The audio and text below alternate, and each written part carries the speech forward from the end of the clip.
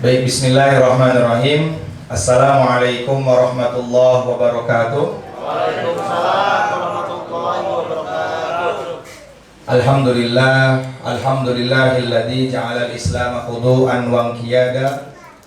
Alhamdulillahilladzi ja'alana min ummati sayyidil anam. Alhamdulillahi khalaqal mauta wal hayata liyabluwakum ayyukum ahsanu amala. Alhamdulillahi kulluhu wa lakal mulku kulluhu wa biyadikal khairu kulluhu wa ilaika yarji'ul amru kulluhu sirruhu wa alaniyatuh.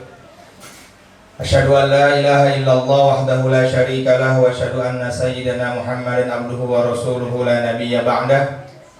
Allahumma salli wa sallim wa barik ala sayyidina wa habibina wa syafi'ina wa maulana Muhammad sallallahu alaihi wasallam adada khalqihi wa ridha nafsihi wa zinata arshihi wa midada kalimatihi fi kulli lamhatin wa nafasin adada ma wasi'ahu ilmullah. Qala Allah ta'ala fi ayatihil karim, a'udzu billahi minasy syaithanir rajim. Bismillahirrahmanirrahim. Ya ayyuhan nasu taqu rabbakumul ladzi khalaqakum min nafsin wahidatin wa khalaqa minha zawjaha wa batha minhuma rijalan katsiran wa nisaa'a wattaqullaha alladzi tasaaluna bihi wal arham innallaha kana 'alaikum raqiba. Wa qala nabiyyuna Muhammad sallallahu alaihi wasallam, an-nikahu sunnati faman raghiba an sunnati falaysa minna. Wa qala aidan tazawwadul wadudal walud fa inni mukathiru bikumul umam yaumal qiyamah. Wa qala aidan at-tamassuk bi sunnati kal jamaril qabid. Ini kayak khotbah nikah. Alhamdulillahirabbil alamin. Yang saya muliakan kepada Sohibul Bait Mas Ridho dengan Mami dan keluarga. Semoga Allah Subhanahu wa taala berikan kepada keluarganya sebagaimana keberkahan-keberkahan yang Allah berikan kepada para anbiya alaihi wassalatu wassalam.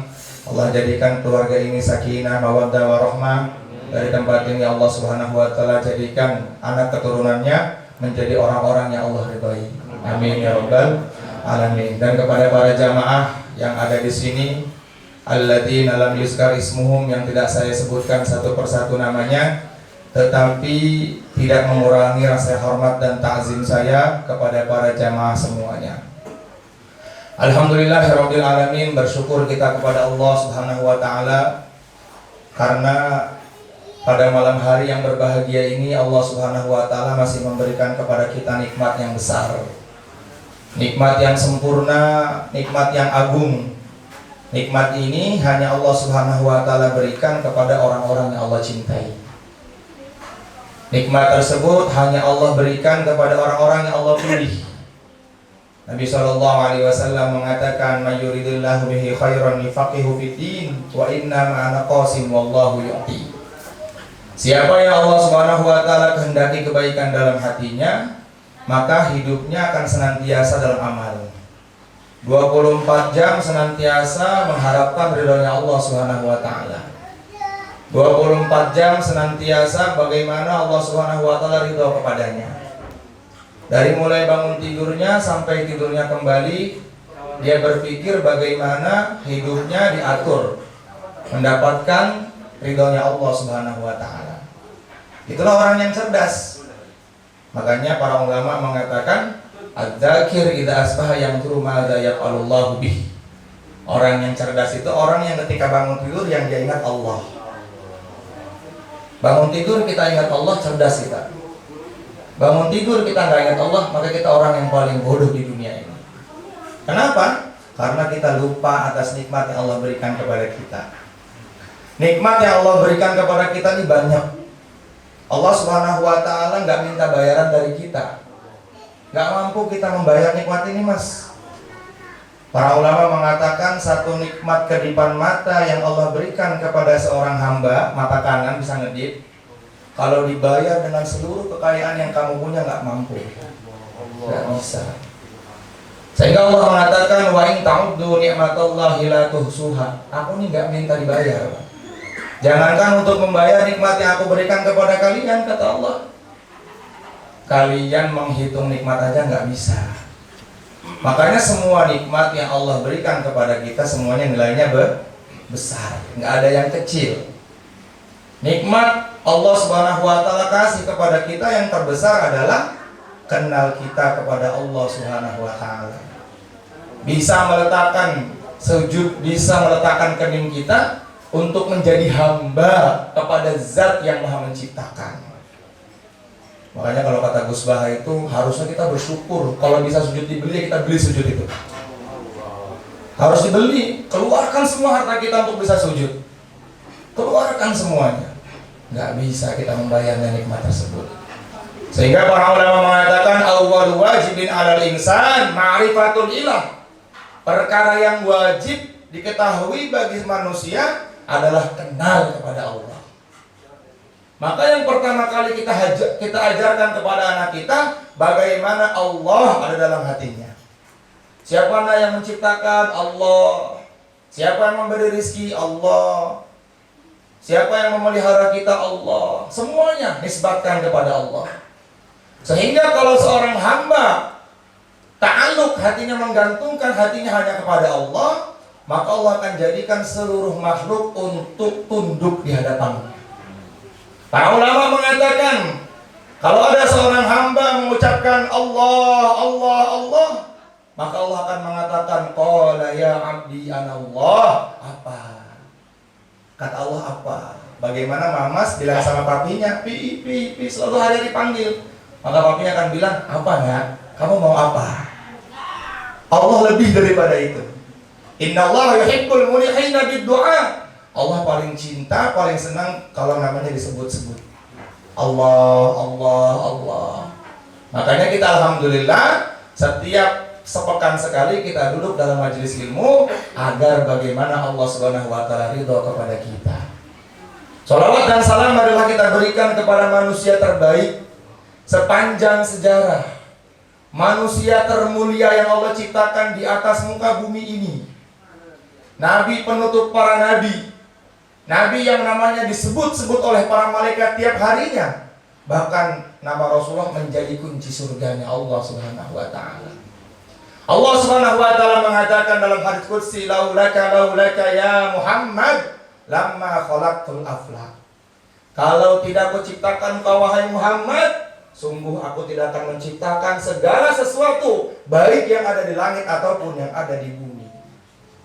Jadi adanya surga barokahnya Rasulullah. Adanya kita di dunia barokahnya Rasulullah sallallahu alaihi wasallam. Maka 24 jam kita harus mengikuti caranya Rasulullah sallallahu alaihi wasallam. Siapa orang yang hidupnya sandarnya kepada Rasulullah, maka hidupnya akan dimuliakan oleh Allah Subhanahu wa taala, pasti. Dalam hal apa saja? Apalagi dalam hal ibadah. Dan ibadah itu bentuknya banyak. Di antaranya adalah pernikahan. Nikah itu ibadah dan itu perintah Allah. Jangan sampai dalam ibadah kita ini malah main-main. Kenapa banyak orang yang setelah menikah tapi makin menjauhkan dirinya dari Allah Subhanahu wa taala? Jangan salahkan pernikahannya, tapi salahkan dalam pernikahannya ada yang salah. Mungkin niatnya nggak betul, caranya nggak baik. Maka kita harus paham. Jadi kita akan bahas nikah ini dari definisi akhlak. Ada dari definisi tasawuf, ada dari definisi fikih. Maka akan kita bahas nikah ini dari definisi akhlak. Apa itu nikah? Nikah itu diambil dari 3 huruf hijaiyah. Nakaha, fi'il madhi. Nakaha artinya nikah. Ya, saya tulis boleh? Siap. Kata Bang Arif kan gede tak tulisannya tak. Nah, ya, nakaha. Gini ya tulisan ini ya, nakaha. Maka kalau kita susun ini ada 3 huruf, dia tersimpan. Nun, kaf, ha. Nun. Apa itu nun artinya? Niat. Niat yang betul karena Allah Subhanahu wa taala. Apa definisi niat itu? Al-qasdu wal azimatu. Al-qasdu wal azimati. Niat itu adalah kemauan kuat yang letaknya dalam hati. Ini menurut lugah, menurut bahasa. Akan tetapi niat menurut istilah adalah taqarruban ilallahi ta'ala wa talaban limardatihi wa sawabihi. Niat itu untuk mendekatkan amal, untuk mendekatkan diri kepada Allah Subhanahu wa taala dan mencari ridhonya Allah dan untuk mendapatkan pahala yang Allah janjikan. Jadi kalau ada orang menikah tidak pasang niat sungguh-sungguh, maka tidak akan lama pernikahannya. Karena nikah itu sendiri ibadah. Allah Subhanahu wa taala mengatakan, ya ayyuhan nasu taqu rabbakumul ladzi khalaqakum min nafsin wahidatin wa khalaqa minha zawjaha wa batta minhuma rijalan katsiran wa nisaa. Perintah Allah Subhanahu wa taala. Dan fitrahnya manusia semuanya pasti menikah. Kalau ada orang yang mengatakan saya nggak mau menikah, berarti dia nggak fitrah. Ada? Kalau ada orang mengatakan saya tidak akan menikah, saya cukup sendiri aja, berarti dia hidupnya tidak fitrah. Tidak seperti kebiasaan manusia. Jadi niat pertama dari lafaz nikah tersebut kita harus paham. Nakah, ya nikah diambil dari 3 huruf hijaiyah. Yang pertama adalah nun. Apa itu nunnya? Niat karena Allah Subhanahu wa taala. Jadi harus ketika kita niat menikah, maka harus pasang niat semata-mata saya hanya mengharapkan ridha Allah. Kalau dalam pernikahan kita sudah ada pondasi niat karena Allah Subhanahu wa taala, maka pasti dalam pernikahan Allah akan tolong kita. Jelas insyaallah ya? Kemudian kaf. Apa itu kaf? Artinya kaifiyah, cara. Kafnya adalah kaifiyah. Kaifiyah tuh. Cara. Bagaimana cara yang diridhoi oleh Allah Subhanahu wa taala? Sudah pasang niat betul sungguh-sungguh. Sudah pasang niat karena perintahnya Allah. Sudah pasang niat karena sunnahnya Rasulullah SAW. Nabi mengatakan, ayyuhas syabab, man istata'a minkumul ba'a falyatazawwaj. Wahai anak muda, kalau kalian punya kemampuan maka menikahlah. Fa innahu aghaddu lil basar. Dengan menikah lebih kamu akan menundukkan pandangan.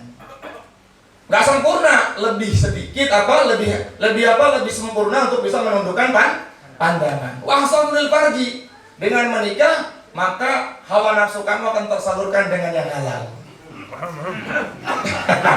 Betul mas, betul. Pasti rame nih ngajinya. Lebih menjaga, bukan sempurna tapi lebih menjaga. Ketika kita keluar dari rumah, kemudian kita melihat sesuatu yang menjadikan syahwat kita puncak, maka dengan pernikahan kita bisa pulang ke rumah, kita panggil istri kita, yuk. Dengan seperti itu akhirnya Allah Subhanahu wa taala jaga kita. Fa illam yastati fa alaihi bisawm. Kalau kamu belum mampu, kata Rasulullah SAW, maka hendaknya tahan dengan berpuasa. Fa innahu lahu wijaun. Karena puasa bisa menahan hawa nafsu kamu. Jadi nikah itu penting sekali. Ya. Kenapa? Perintahnya Allah, sunnahnya Rasulullah Sallallahu Alaihi Wasallam. Jangan takut kalau sudah menikah saya akan miskin. Enggak. Allah Subhanahu Wa Taala telah memberikan janji bagi orang-orang yang berani menikah karena Allah. Siapa orang yang berani menikah karena aku, kata Allah, wa ankihul ayyama minkum iyakunul fuqara yughnihumullah. Menikahlah kalian. Kalau kalian miskin, aku akan jadikan kalian kaya. Buat apa lagi takut sama menikah? Gak usah takut-takut dengan menikah. Allah akan kayakan. Iyakunul fuqara. Masa kita nggak yakin dengan janji Allah? Kalau kamu tidak ada uang, kamu sulit, harta kamu sulit, maka aku akan jadikan kaya, kata Allah Subhanahu wa taala. Kemudian dilanjutkan lagi oleh Rasulullah dengan hadis yang sahih. Tazawwajun nisa fa innahunna ya'tina bil mal. Hai anak muda, menikahlah dengan wanita pilihan kalian. Pertama karena Allah ikut sunnahku, dengan menikah Allah akan menjadikan kamu kaya. Datang harta yang gak disangka-sangka. Wah itu Masya Allah, betul. Kalau kita yakin kepada janji Allah dan Rasulnya, maka kaifiah itu akan Allah berikan cara, akan Allah datangkan tanpa diduga-duga. Kaifiah, cara yang betul. Jadi sebelum menikah harus ada cara. Caranya bagaimana? Tidak diawali dengan pacaran. Kalau kita ingin mendapatkan keluarga sakinah, mawaddah, warahmah, maka syarat mutlaknya yang pertama adalah hindari maksiat ketika kita sudah berjumpa dengannya. Jelas di sini insya Allah? Ya? Jangan sampai ada maksiat. Karena maksiat yang kita buat sebelum pernikahan, efeknya nanti akan ada ketika dalam pernikahan. Rasulullah mengatakan siapa orang yang sebelum menikah dia berzina dan dia tidak tobat, Allah tidak akan berikan rasa nikmat ketika dia sudah menikah. Hati-hati. Hati-hati. Di sini semuanya taubat. Nggak ada di sini, nggak ada. Nggak ada. Insyaallah ya. Tidak ada. Semuanya taubat. Kalau udah cerita lagi, udah ditaubatin aja semuanya. Jangankan yang berzina. Ketika kita sudah punya istri, 1, kita punya 2, 3 sampai 4, tetapi kita tidak bisa menundukkan pandangan, maka Allah nggak akan berikan nikmatnya kita melihat istri kita. Kurang terus. As-sahmu nazrun kata Rasulullah. Tatapan mata tuh lebih tembus daripada anak busur yang dia lempar yang dia berjalan, yang dia berlari ke tujuannya. Maka syarat mutlak untuk mendapatkan kebahagiaan lagi dan lagi sebelum menikah jangan maksiat. Itu asas tuh, fondasi pertama. Ya, kalau kita maksiat wal ya'udzubillah min zalik, na'udzubillah kalau kita nggak tobat, maka sebelum kita menikah atau kita sesudah menikah, Allah Subhanahu wa taala akan berikan kepada kita keraguan. Ini kenapa ya? Kok ragu-ragu terus? Pacaran sudah 2 tahun, 3 tahun sampai 10 tahun, giliran sudah pertemuan keluarga yang ada ragu. Makanya jangan lama-lama. Belum. Segera. Ini dilihat dari sini dulu ya, dari hatinya dulu, dari huruf-hurufnya dulu. Kaifiyah cara. Caranya harus dengan caranya Rasulullah Sallallahu Alaihi Wasallam. Dan menikah nggak perlu repot-repot. Syarat sahnya nikah ada 5. Syarat sahnya nikah ada 5. Yang pertama wali, harus ada walinya. Ini masuk kerana fikih sekarang. Yang kedua ijab dan qabul. Tuh 2 tuh, ijab qabul 2. Yang ketiga pengantin laki-laki. Yang keempat pengantin perempuan. Yang kelima 2 saksi. Pak Ustadz, begitu boleh menikah? Boleh. Maharnya bagaimana? Dalam Islam, mahar itu sunnah. Ada seorang sahabat namanya Sayyidina Julaibib radhiyallahu ta'ala anhu. Dia ini orang miskin sekali. Ya Rasulullah, aku ingin menikah. Apa yang kamu punya? Enggak punya apa-apa, cuma baju yang aku pakai. Datang sana kepada Sayyidina Utsman. Ternyata Sayyidina Utsman waktu itu setelah menyedekahkan hartanya 900 ekor unta. 900 ekor unta. Dalam menjadi su'asroh. Coba, di dunia ini orang yang bersedekah 900 ekor unta ya Sayyidina Utsman itu. Dalam satu perang ya. Sehingga ketika Julaibib datang kepada Rasulullah, ya Sayyidina datang kepada Sayyidina Utsman. Aduh, pas banget gua lagi nggak punya apa-apa kata Sayyidina Utsman. Tapi saya punya cincin yang terbuat dari perak. Kamu bawa nih. Yang terbuat dari perak. Dia datang sama Sayyidina Ali ke rumah calon istrinya. Assalamualaikum, alhamdulillah kami datang ke sini ingin bersilaturahim. Kemudian masuk yang kedua ingin melamar anak bapak. Dikiranya bapaknya itu yang melamar Sayyidina Ali. Oh ya udah, ternyata yang melamar Julaibib. Rambutnya keriting, badannya hitam, perutnya maju ke depan. Wah, pokoknya. Kamu punya apa Julaibib? Nggak punya apa-apa katanya. Cuman cincin yang terbuat dari perak. Terus dari bapaknya bilang, aduh ntar dulu deh. Tapi kata Sayyidina Ali, ini perintah Rasulullah. Dari dalam anaknya bilang, kalau perintah Nabi sekarang nikahkan. Kalau perintah Nabi sekarang nih, nikahkan. Langsung saat itu nikah. Saya unkihuka wa uzawijuka ala ma amarallahu bi fa imsakum bi ma'rufin aw tasrihum bi ihsan. Ya Julaybi angkahtuka wa zawwajtuka Fatimah binti bi mahrin zahaban khataman minad dahab. Karena apa berat bahasa Arabnya lupa saya. Dahab apa? Khataman min fiddah halan. Qabiltu nikahaha wa tazwijaha bil mahril mazkur halan. Selesai itu. Beres menikah. Perkara yang tadinya haram jadi halal karena kalimat Allah yang diucapkan. Jadi apa yang harus ditakutin dalam pernikahan itu? Ya? Ketika kita mengatakan janji di hadapan orang tua istri, saya terima nikahnya anak bapak dengan mas kawin tersebut dibayar tunai, sah. Saat itu yang tadinya haram menjadi halal. Wa min ayati an khalaqalakum min anfusikum azwaja litaskunu ilaiha. Dan di antara tanda kehebatan Allah yang nyata adalah Allah bisa menjadikan yang haram menjadi halal. Kenapa? Karena janji kita di hadapan orang tuanya dia. Sebelum ada kata-kata 10 tahun dia pacaran tapi nggak ada jaga tangan atau janji kita di hadapan orang tuanya, apapun yang kita kerjakan berdosa.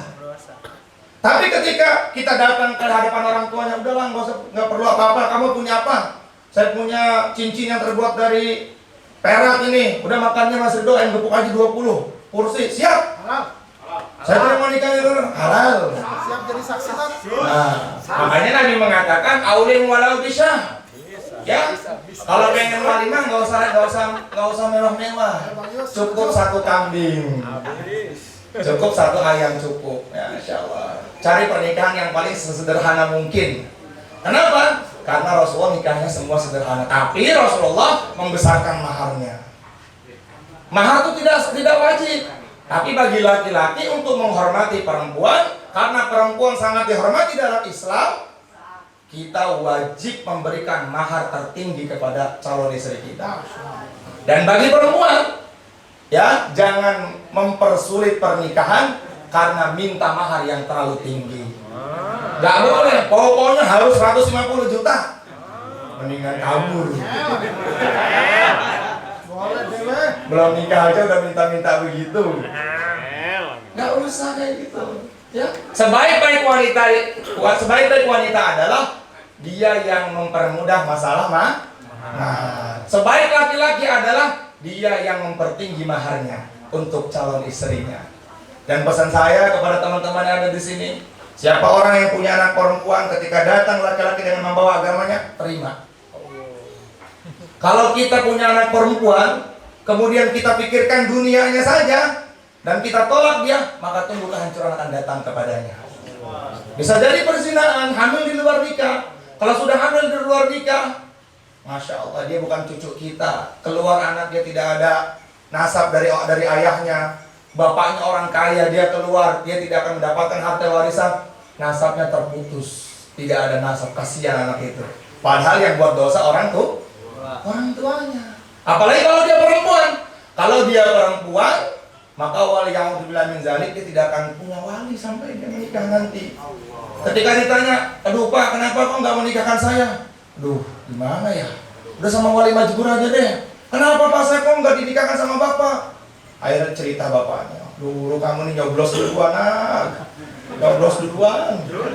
jadinya kamu nih nggak punya wali. Akhirnya apa? Manggil wali hakim. Itu hancur, hidup itu akan hancur. Nah, jadi kita harus apa? Kayak dia harus dengan caranya Rasulullah Sallallahu Alaihi Wasallam. Maka cari yang paling sederhana mungkin. Ya tadi syaratnya nikah ada 5 tadi. Kemudian haknya adalah hilm, saling hilm. Apa tuh hilm? Hilm saling kasih sayang antara keduanya. Maka asas dalam pernikahan itu adalah yang terpenting dalam rumah tangga yang benar memaafkan yang salah dan yang salah minta maaf. Ya, yang benar memaafkan. Kalau lagi ribut nih antara keluarga nih, maka siapapun orangnya sama-sama minta maaf. Dan masalah jangan diinapkan. nanti akan berlarut-larut. Ya jangan sampai dalam ribut di dalam rumah tangga ribut itu kalau bisa anak pun jangan sampai tahu. Wah ini sekarang kita ribut semua tahu, piring pecah, keluar rumah sampai ditelepon orang tuanya, nggak boleh seperti itu. Ya, maka dalam rumah tangga ini harus ada hilm. Apa itu hilm? Kasih sayang. Haknya tuh hilm. Hak. Hilm. Apa tuh? Kasih sayang. Saling ta'awun. Saling menghargai. Kalau kita ingin mencari pasangan yang sempurna nggak dapet. Akhirnya datang laki-laki ke saya. Tek, kan perintahnya Nabi, tungkahul mar'ali arba'ati asya. Kamu harus menikah dengan 4 kriteria wanita. Yang pertama wali jamaliha, cantiknya. Penting tuh cantik tuh. Karena hari-hari kita akan hidup sama dia. Wah pokoknya saya mah udah cinta sama dia. Udah punya anak 5 ditinggalin. Gak boleh seperti itu. Maka Nabi itu luar biasa. Nabi memberikan wasiat kepada para pemuda, kalau kalian menikah maka cari wanita itu atas 4 perkara. Dan kata para ulama yang 4 ini bukan urutan. Bukan 1, 2, 3 atau 4. Semuanya dijadikan nomor 1. Yang pertama Rasulullah katakan wali jamaliha, cantiknya. Cantik tuh ya relatif. Apa yang cantik itu kata Rasulullah, mantasur idza nuzirat. Ibu-ibu harus jadi mantasur idza nuzirat. Dipandang suami itu bikin senang. Itu cantik loh. Kalau suami pulang kerja tiba-tiba istrinya muka cemberut itu nggak cantik. Kalau kita ngelihat istri kita dalam keadaan marah terus, fisiknya cantik, tapi kata Nabi dia bukan termasuk orang yang cantik. Karena di definisi cantik kata Rasulullah, mantasur idza nuzirat. Wanita yang cantik adalah wanita yang enak dipandang. Kalau kita mandang istri kita dalam keadaan dia, masya Allah senyum sama kita, maka itu termasuk kriteria wanita yang cantik menurut Rasulullah Sallallahu Alaihi Wasallam. Wali jamaliha, cantiknya. Yang kedua, wali nasabiha, kita tahu jelas siapa anaknya, siapa, dari mana tinggalnya. Jangan ini kenalan di Facebook tiba-tiba nikah, kenalan di Instagram tiba-tiba nikah, wes gak tahu dari mananya asal muasalnya nih. Di mana keluarganya? Yang satu di Papua. Bilangnya lagi kalau ditanya sama orang tuanya, sama orang tua cowoknya, dari mana? Kalimantan. Mana? Emang di sini ada keluarga nggak? Nggak ada. Kita harus jelas tuh. Kenapa? Karena ibu itu madrasatul aulad. Pabriknya buat anak-anak kita. Kalau pabriknya bagus, maka akan mengeluarkan bagus juga yang diproduksi. Tapi kalau pabriknya nggak jelas dari mana arahnya, nauzubillah anak-anak kita nanti jadi orang jahil semua. Karena Rasulullah mengatakan al-waladu sirrul abi. Anak itu dilihat dari ibunya siapa. Imam Syafi'i bisa menjadi Imam Syafi'i karena ibunya itu. Imam Bukhari menjadi Imam Bukhari karena ibunya. Nabi Isa alaihissalatu wassalam satu-satunya nabi yang diangkat menjadi rasul oleh Allah Subhanahu wa taala karena barokah doa ibu. Sayyidah Maryam punya ibu namanya Hannah. Hannah punya suami namanya nenek. Barokah doa ibunya. Sayyidah Maryam diangkat oleh Allah Subhanahu wa taala menjadi orang yang mulia. Dari Sayyidah Maryam keluar Nabi Isa alaihi salatu wassalam. Doanya nenek, berkat doanya nenek anak menjadi soleha, berkat doa ibu yang soleha anak diangkat menjadi rasulnya Allah Subhanahu wa ta'ala. Maka kata para ulama, peran penting banget orang tua perempuan mendoakan anak. Kemarin kami ke Temboro rombongan, alhamdulillah sempat sholat sama Kiai Fatah. Berapa banyak orang yang mengeluh anaknya tidak soleh, bagaimana? Kata Kiai Fatah, jangan 100% salahkan kepada anak. Bapaknya juga harus soleh dulu. Karena Sayyidina Abbas mengatakan, sholahul aba yang faul abna. Kebaikan orang tua akan sangat bermanfaat untuk anak. Ingin menjadikan anak soleh itu tidak semudah membalikan telapak tangan. Susah. Harus ada korban. Tidak akan ada Nabi Ismail kalau nggak ada pengorbanan Nabi Ibrahim alaihissalatu wassalam. Kita tahu bagaimana pengorbanan Nabi Ibrahim. Menikah dengan Sayyidah Sarah 83 tahun nggak Allah berikan keturunan. Akhirnya Sayyidah Sarah panggil Sayyidah Hajar. Ini Hajar nih pembantu kita dan dia orang soleh, baik banget, menikah dengannya. Gak lama alhamdulillah setelah Sayyidina Ibrahim menikah dengan Sayyidah Hajar, Allah Subhanahu wa taala berikan keturunan yang bernama Ismail. Sifatnya wanita itu cemburu. Walaupun dia yang nyuruh. Cemburu, dan cemburunya perempuan tuh Masya Allah. Sayyidatina Aisyah radhiyallahu taala itu malam giliran Ummu Kulsum. Sayyidina Rasulullah tuh hanya ngambil sesuatu di rumahnya Sayyidatina Aisyah. Tengah malam dia ikutin, kemana nih Rasulullah ini? Ternyata Rasulullah pergi ke Baki. Ditanya sama Rasulullah, kenapa ngikutin saya dari belakang? Cemburu. Aku nggak mau engkau tinggal di tempat yang lain. Padahal Sayyidatina Aisyah radhiyallahu taala anha, yang Nabi pernah berwasiat ketika menjelang wafatnya, izinkan aku wafat di pangkuan Sayyidatina Aisyah radhiyallahu taala anha. Bagaimana istri-istrinya Rasulullah yang lain? Pasti cemburu. Akhirnya kembali kepada ceritanya Sayyidina Ibrahim. Sayyidatina Sarah ini, Masya Allah, udah 83 tahun menikah, belum dikasih putra, belum diberikan keturunan. Udah gitu, Nabi Ibrahim menikah dengan Hajar, langsung diberikan keturunan Allah. Bagaimana rasa hatinya Sayyidah Sarah itu? Maka kata Sayyidatina Sarah, pergilah, jangan kau di sini. Akhirnya Nabi Ibrahim pergi. Ini perintah Allah juga. Dibawa ke satu tempat yang gak ada kehidupan di dalamnya. Dari Babilonia, Palestina, berjalan ribuan kilo sampai ke yang sekarang menjadi Ka'bah di Mekah, dulu namanya Hijaz. Nabi Ibrahim membawa istri dan anaknya yang masih kecil itu, Masya Allah, masih merah, ke tempat yang gak ada kehidupan di dalamnya. Kemudian ditaruh tuh Nabi Sayyidah Hajar, ditaruh di situ, nggak dibekali susu, nggak dikasih uang. Bahkan saking nggak ada kehidupannya itu, Mas, kata para ulama, setan tuh nggak berani ke situ. Buat apa ke situ, orang nggak ada kehidupan? Tapi ini perintah Allah. Ibrahim, bawa anak dan istrimu ke tempat yang aku sudah janjikan, aku sudah beritahukan kepada kamu, yaitu Ka'bah. Ditaruh di situ. Rabbi inni askantu min zurriyati biwadin ghairu zi zar'in inda baitikal muharram. Ya Allah, aku bawa anak dan istriku ke tempat ini. Ini adalah tempat perintahmu ya Allah. Ditinggalkan, gak dikasih apa-apa Sayyidah Hajar itu. Masih punya bayi, masih merah. Kira-kira zalim gak kalau menurut akal kita? Sangat. Tapi ini perintah Allah. Ibrahim berjalan di atas untanya. Kemudian Hajar berlari mengejar, ya Ibrahim, liman tatrukuna. Kepada siapa engkau tinggalkan kami berdua di sini? Terus berjalan. Tapi karena istrinya soleha, istrinya baik, sehingga dari mulut yang cantik itu keluar kata-kata Allahu amaraka bihada. Wahai Ibrahim, apakah ini perintah Allah? Nah, Ibrahim turun dari untanya kemudian menghadap ke arah Sayyidah Hajar. Nah, Allahu amaraka bihada. Ini perintah Allah. Apa kata Sayyidah Hajar? Kalau ini perintah Allah, tinggalkan saya. Maka akan mendapatkan keberkahan kepada keturunan saya nanti. Coba bayangkan, korbannya ibu berani meninggalkan sesuatu yang demi mendapatkan cintanya kepada Allah Subhanahu wa taala. Jalan 14 tahun, 13 tahun. Enggak ditengok-tengok. Akhirnya itu tempat sekarang menjadi berkah. Ada orang yang nyesel pergi ke Mekah. Ditanya, capek enggak berangkat ke Mekah haji? Capek. Pengen lagi enggak ke sana? Pengen. Enggak ada yang bilang capek. Wah, udah kapok lah ke Mekah lah, udah pulang lagi lah. Ada nggak begitu? Nggak ada. Kenapa? Kata para ulama, karena doanya wanita.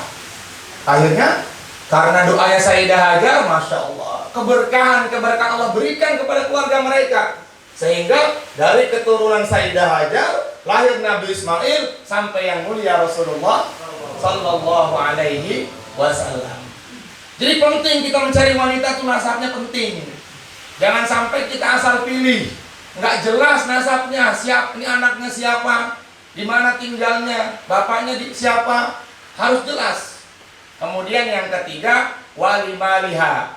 Wali maliha di sini bukan harta, tapi sesuatu dunia dia yang dia dengannya bersyukur. Kita lihat nih, ini calon pasangan gue nih, alhamdulillah kerjanya begitu, dia syukur nggak? Kadang-kadang kalau lagi suka ketemu, aduh, gadis segini-gini aja nih. Itu kata para ulama berarti dia bukan termasuk wanita yang baik kalau kayak gitu. Suka ngeluh. Tentang hartanya kita lihat dari sebelum nikah. Kalau dia suka ngeluh tentang harta atau duit yang dia punya, maka tinggalkan, kata para ulama. Tapi kalau dia alhamdulillah hari ini dapat 2 juta, ya lumayan kalau sehari 2 juta kan? Lumayan. Kalau sehari 2 juta ya lumayan. Kemudian lihat dari hartanya. Maka kata para ulama ya lihat, kan biasanya kan kita sebelum menikah kan suka ada ta'aruf tuh, ya.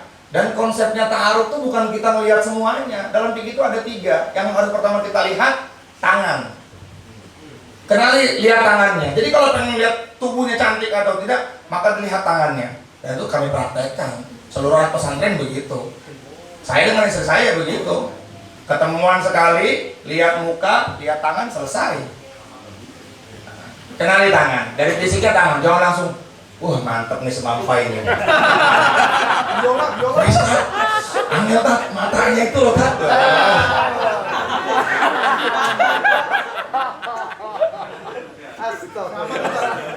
Sebutannya Nggak ada di sini. Orang tangan, kalau dalam fikih itu tangan. Jadi kalau kita bilang kita nih mau ta'aruf biar tambah dekat, itu setan, cara setan itu. Akhirnya dibawa ke bioskop, kan saya heran sama orang tua yang berani membiarkan anak perempuannya keluar rumah tanpa mahram. Ini aduh, masya Allah. Anak perempuan kita tuh mutiara, yang harus kita jaga. Jangan diumbar begitu aja. Kasihan masa mutiara dibayar sama martabak 1 loyang.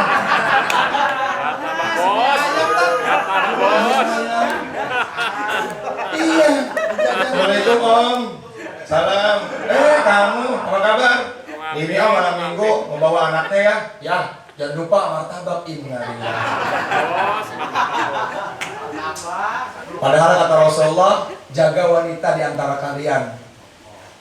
Jangan sampai biarkan mereka keluar rumah tanpa mahramnya. Yang ada nanti perzinahan timbulnya. Wala taqrabuz zina, jangan kau mendekati zina. Innahu kana fahisyatan wa sa'a sabila. Di antara muqaddimah zina itu apa? WhatsAppan, DM-an. Udah gitu ketemuan yuk makan bakso. Terus nonton bioskop di tempat yang gelap. Ujung-ujungnya belok kiri. Nggak Mas ya? Nggak tahu.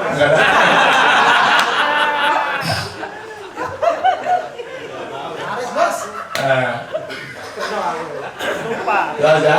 Jangan. Saya berharap teman-teman di sini yang punya anak perempuan dijaga, tolong dijaga. Jangan sampai kita menjadi orang yang dayus. Dayus itu siapa sih? Dayus itu kata Rasulullah belum masuk neraka orangnya, tapi namanya sudah tercatat dalam pintu jahanam. Ini ada soalnya. Dayus. Manhum dayus ya Rasulullah? Siapa tuh orang yang dayus?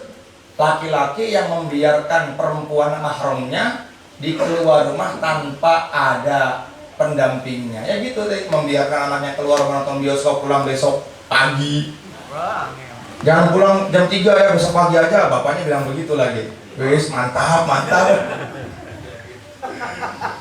Hati-hati jangan sampai kita jadi orang yang dayus. Yang terakhir walidiniha. Coba, cantik nomor pertama. Yang kedua nasab, yang ketiga apa tadi? Bukan, harta. Suka ngeluh apa enggak? Yang terakhir walidiniha. Bahasa Nabi sempurna sekali. Kata Nabi, idza taribat yadaka fasfar bidzati din. Hei, Mas Rido, kalau kamu nggak menemukan 1, 2, 3 itu, kata Rasulullah, maka cari yang ada agamanya. Karena tujuan mereka itu ingin tentram. Ya, ingin mendapatkan ketenangan. Kalau menikah bukan karena Allah Subhanahu wa taala, yang dia cari hartanya, yang dia cari fisiknya, yang dia lihat itu dunia-dunianya, maka semua akan hilang. Tapi kalau yang dia cari adalah agamanya, karena yang kita suruh pilih dulu. Milih yang 3 tadi, kalau nggak nemu, baru idza taribat yadaka fasfar bidzatid din, kata Rasulullah. Kalau ente nggak nemu yang 3 itu, maka ambil agamanya. Masya Allah. Punya istri yang paham agama tuh nikmatnya bukan main. Kemana-mana kita nggak pernah dikomentarin, yang penting bawa agama. Tahu. Khidmat sama kita dia luar biasa, Masya Allah. Tahu hak-haknya dia sebagai istri.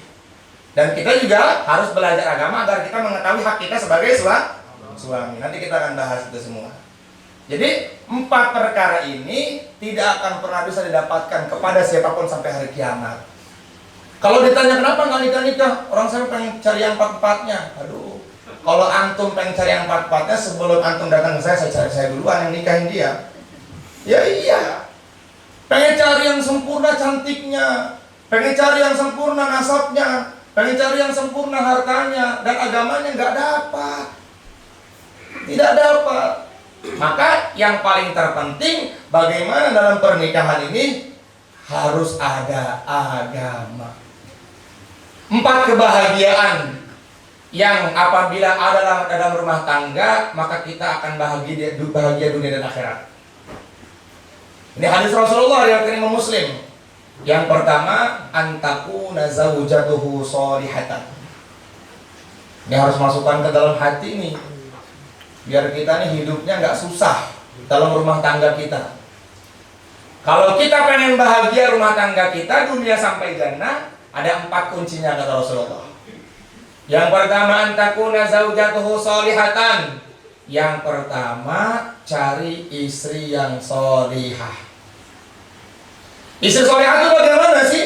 Istri sholihah itu kata Rasulullah, afifatun fi farjiha, gilmatun ala zaujiha. Bisa menjaga dirinya dan bisa menjaga kehormatan suaminya. Menjaga dirinya, usahakan para wanita jangan sampai keluar rumah tanpa izin suami. Ya, kalau kita pengen suami kita ada di rumah terus, kata para ulama 3, karena manusia itu ada 3 unsur yang akan menjadikan dirinya itu tenang dalam rumah. Yang pertama, jaga matanya dia. Maksudnya kita ini harus cantik terus.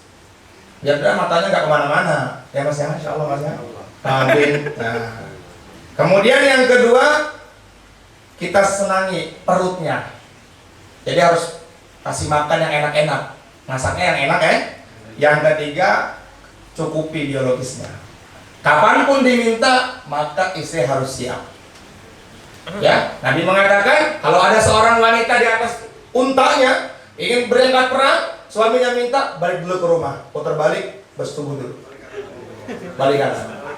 Kalau dia menolak tanpa ada udzur yang syar'i, maka Allah akan mengirimkan malaikat untuk melaknatnya sampai suaminya ridho. Ini buat istri itu dulu. Hati-hati, kecuali suaminya maksa, istrinya lagi dalam keadaan hujur, seperti nifas, haid dan segala macam itu yang nggak boleh kita berhubungan dengannya. Pengen nih, aduh lagi haid, ya udahlah istimta aja nggak apa-apa. Apa sih istimta sih? Istimta tuh ngambil nikmat di selain apa? Kemaluan antara pusar dan paha itu nggak boleh. Ya kalau lagi haid, lagi istihadah, lagi apa? Lagi nifas. Jelas insya Allah ya. Jadi kalau seandainya ibu-ibu pengen suaminya betah di rumah, yang 3 tadi. Jadikan diri kita cantik, kemudian belajar masak, cari masakan yang enak-enak, kemudian cukupin hubungan kita dengan dia. Insya Allah ya. Kemudian yang pertama, antakuna zaujatuhu sholihatan. Yang pertama, punya istri sholihah. Istri sholihah itu nggak ribet sebenarnya. Cuman 2 aja kata Nabi, afifah fi barjiha bilma ala zaujiha. Bisa menjaga dirinya. Bisa menjaga dirinya dan bisa menjaga kehormatan suaminya. Suaminya ada di rumah atau tidak ada di rumah, jangan pernah membicarakan aib suaminya kepada orang lain. Walaupun kepada ibunya sendiri, kecuali untuk diajak musyawarah. Udah parah banget nih ribut, baru kita ngobrol sama suami. Sama apa? Sama ibunya dia. Karena yang tahu sifat anak laki-laki ya ibu. Jangan ke bapak mertua. Nggak boleh. Karena kebanyakan juga orang maksiat itu ya antara mantu dengan mertua. Dan yang kedua kata Rasulullah, ipar sama ipar. Jadi ngerasa ipar tuh mahram adiknya istri kita, akhirnya bebas. Kata Rasulullah SAW, alhamu al-maut, ipar tuh mematikan. Berapa banyak orang sebab ipar jadi cerai. Hati-hati. Aduh maaf nih mas ya. Istri lagi kerja, kita baru bangun tidur. Ipar pas nginep di rumah. Pas kita bangun tidur, dia lagi keluar dari kamar mandi. Wes, setan masuk tuh. Jadi usahakan kalau ada ipar perempuan atau ipar laki-laki yang tinggal di rumah kita, harus ada istri atau suami kita. Jangan sampai. Karena orang nyangkanya ipar tuh mahram. Ipar tuh nggak mahram ya. Kalau istri kita meninggal atau suami kita meninggal, maka kita boleh menikah dengan adik atau kakaknya istri atau kakaknya suami. Jadi dia bukan mahram. Jelas ya insya Allah ya. Hati-hati dengan ipar. Nabi mengatakan alhamu al maut. Yang bikin perceraian di dunia ini yang ipar itu.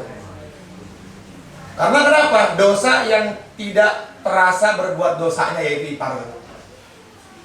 Antakuna zaujatu sholihatan afifah fi farjiha bil ma'ala zaujiha. Yang kedua yaitu wa auladuhu abroron. Punya anak yang soleh. Dan punya anak yang soleh itu dididik dari orang tua yang baik. Nggak bisa kita pengen punya anak soleh hanya bicara. Nggak bisa, susah. Harus ada korban. Harus ada perjuangan. Itu guru kami, Syekhul Ikram Kiai Uzara Tayfur Abdullah, pendiri pesantren Temboro itu, anaknya 11 hafal Quran semua. Dan tarekatnya apa? Setiap hamil istrinya, maka tarekatnya puasa 1 tahun. Makanya jadi Temboro. Lah kita pengen punya anak hafal Quran tapi nggak ketemu tahajud, kayaknya jauh. Kita pengen punya anak jadi hafal hadis tapi kita nggak bisa beramal dengan baik kepada Allah, ya jauh. Maka perbaiki hubungan kita dulu dengan Allah Subhanahu wa ta'ala. Wa auladuhu abroron. Dan kata para ulama dalam tafsir, surga yang Allah berikan ketika di dunia sebelum orang tersebut masuk ke dalam surga adalah keluarga yang baik atau anak yang soleh. Enak banget kalau punya anak soleh itu, Masya Allah. Di puncak tuh ada supir angkot mas, anaknya 14. Semuanya hafal Quran tanpa terkecuali. Mudah-mudahan besok yang berangkat ke sana kita jumpa sama dia. 14 supir angkot, semua anaknya jadi ustadz dan penghafal Quran semuanya. Bisa ya? Saya tanya dulu ya sebelum meninggal bapaknya, ada anak-anaknya aja sekarang. Saya bilang, Pak, kok bisa seperti ini? Enggak tahu, Allah semuanya. Tapi punya amalan dari sebelum nikah. Setiap lagi nyupir angkot, 1/2 jam sebelum azan dia udah pergi ke masjid. Dia tanya sama yang naik angkotnya itu, penumpangnya, kalau mau nunggu silakan, kalau nggak mau nunggu ya udah. Dan duit semua dibalikin. Dan sekarang Masya Allah, barokah mujahadah yang dulu 14 semuanya hafal Quran. Salah satunya guru istri saya. Ada yang ngajar di Bandung, sekarang ngajar dia lagi di Sentul. Wah banyak, hafal Quran semuanya. Masa kita kalah yang banyak duit sama dia? Maka kita niat jadikan anak kita anak yang soleh. Tadi solahul aba yang faul abna. Bahkan dalam riwayat yang lain Nabi mengatakan maka nafil aba kana fil abna. Maka saya berharap banget di sini Mas Ridho kalau kasih makan sama siapapun, maka niatkan ya Allah saya ngasih makan ini mudah-mudahan keturunan saya jadi soleh. Terus kata para ulama dalam tafsir, di antara barokahnya Nabi Ismail diangkat menjadi Rasul atau Nabi Isa diangkat menjadi Rasul karena Nabi Ibrahim itu senang manggil makan orang. Jadi kalau lagi makan, Nabi Ibrahim itu senang manggil tetangga-tetangganya suruh makan. Setiap baru mau suapan pertama, dalam hati Nabi Ibrahim, ya Allah, mudah-mudahan saya nyenangin dia, Engkau ridho pada saya, anak saya jadi nabi semuanya. Betul, semua jadi nabi. Kita niatkan seperti itu. Nah, jadi ingat, pengen punya anak soleh, harus orang tua yang baik. Amal, puasa, zakat, sholat, ya Allah, saya sholat hajat ini buat anak saya, ya Allah. Bahagia kalau punya anak soleh itu, Masya Allah, bahagianya. Pusing kalau punya anak yang gak taat itu, Masya Allah. Ada tetangga bilang, ya Allah, itu saya punya anak 1 aja, males banget itu katanya. Saya mau pengennya cepat-cepat dia mati. Mati beneran sekarang. Mati beneran, udah. Masya Allah, ngeri kan? Masya Allah, udah gitu nangis ibunya. Duh, saya bilang kemarin katanya pengen cepat anaknya mati. Sekarang udah giliran dimatiin sama Allah, nangis. Aduh, tapi kalau kita soleh, orang kita punya anak soleh, anaknya siapa sih? Wah, Mas Ridho. Siapa yang kesal? Bapaknya. Insya Allah, nanti pada hari kiamat Ada orang tua yang dia tuh ahli neraka. Antara dia dengan neraka itu jaraknya sedikit segini nih. Maka kata Allah kepada si anak yang soleh itu, kamu punya orang tua? Nggak punya. Tapi nggak lihat saya di surga, kamu cari di neraka. Oh itu ayah, ada tuh ayah tuh. Ayah kenapa di sini? Nggak ada syafaat dari siapa-siapa loh. Ayah ini jangan takut, saya ini hafal Quran. Nabi mengatakan barang siapa yang setiap malam baca tabarok, baca ya, nggak hafal ya, maka Allah Subhanahu wa Ta'ala akan memberikan syafaatnya tabarok tersebut kepada orang yang membacanya. Kalau saya ini hafal 30 juz loh ya, maka setiap huruf itu ada syafaat yang buat orang-orang, buat siapapun yang sudah jelas masuk neraka, dalam neraka. Makanya dalam hadis dikatakan orang yang hafal Quran maka dia berhak memberikan syafaat kepada 10 keluarganya yang jelas-jelas masuk ke dalam neraka jahanam. Jadi kan anak kita soleh, insyaallah. Nah, dimulai dari bapaknya. Bapaknya jangan sampai hidupnya nggak taat kepada Allah. Tinggalkan yang maksiat-maksiat itu, tinggalkan. Ya insyaallah. Bahagia kalau kita punya anak hafal Quran tuh. Jangan pernah merasa takut kalau anak kita dekat dengan Al-Quran. Bagus cita-cita Mas Dor, ngobrol sama saya di mobil, insya Allah. Pokoknya saya yang cari duit biar anak saya yang jadi ulama besar. Harus punya niat seperti itu. Iya, kalau dunia sifatnya paling sementara aja. Tapi kalau akhirat, kalau agama, dimanapun dia tinggal maka akan dimuliakan oleh Allah.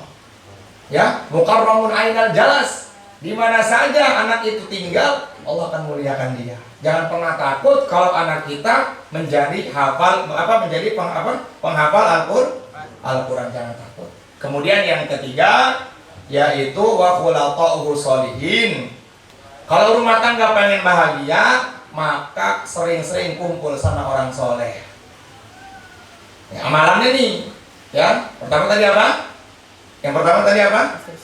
Istri solehah atau suami yang soleh. Yang kedua, anak yang soleh. Yang ketiga, wa khulaqa'uhu sholihin, sering-sering kumpul sama orang-orang soleh. Karena pengaruhnya besar agama itu, teman-teman itu. Sehingga Nabi mengatakan al-mar'u ala dini khalilihi. Kalau kita ingin tahu agamanya Mas Ridho, baik atau buruknya, maka lihat kepada siapa dia berteman. Wah, temannya alhamdulillah sama teman-teman masjid sekarang, insya Allah agamanya kuat. Wah, temennya suka nongkrong gak jelas ini, wah berarti agamanya sedalam keadaan rusak. Maka penting berkumpul dengan orang soleh itu penting sekali, insya Allah ya. Karena nanti pada hari kiamat, istaksiru minal ikhwan fa inna likulli mu'minin syafa'atan yaumal qiyamah. Perbanyaklah oleh kalian berkawan dengan orang beriman, karena setiap salah seorang di antara mereka akan memberikan syafaat. Siapapun orangnya, apalagi orang soleh. Siapa sih yang soleh itu? Orang yang hari-harinya dekat dengan Allah. Para sahabat bertanya, siapa orang yang dekat dengan Allah ya Rasulullah? Orang-orang yang senantiasa berzikir kepada Allah Subhanahu wa Ta'ala. Alladzina yazkurunallaha qiyama, berdiri dia ingat Allah, wa qu'uda, duduk dia ingat Allah, wa ala junubihim, tidur aja ingat Allah dia. Itu kita dekatin. Jangan kita lepas orang teman-teman kayak gitu. Ini ada orang baik kita bilang, oh Syaikhul Qadir Jailani, so jadi wali lu, nggak boleh.